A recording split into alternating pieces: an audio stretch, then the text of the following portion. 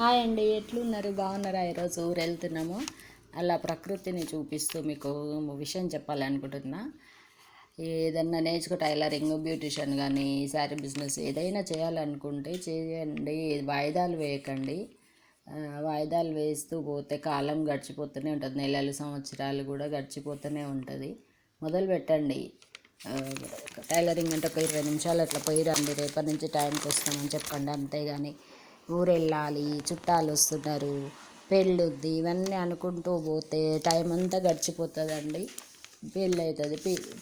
పెళ్ళైన వాళ్ళకు పిల్లలను చూసుకోవడం, వాళ్ళకు చదువుకోవడం, బాక్సులు ఇచ్చి రావడం, తీసుకురావడం, తీసుకుపోవడం, ఇదే అవుతుంది. టైం ప్రకారం నేర్చుకోండి. టైం వేస్ట్ చేయకండి. తర్వాత వెనుక తిరిగి చూసుకుంటే ఏముండదు. ఇంత టైం వేస్ట్ అయింది, వేస్ట్ చేసినామే అని బాధపడడం తప్ప ఏముండదు. ఒక 35-40 ఇయర్స్ వచ్చిపోయిందంటే అప్పుడు ఏం చేయడానికి ఆరోగ్యం సహకరించదు. ఇప్పుడున్న తిండి తిని ఆ ఏజ్లో ఏదైనా పని చేసుకుందాం, బిజినెస్ పెట్టుకుందామంటే ఆరోగ్యం సహకరించదు. అందుకే మంచిగా టైంకు చదువుకున్న వాళ్ళు ఉద్యోగం చేయండి.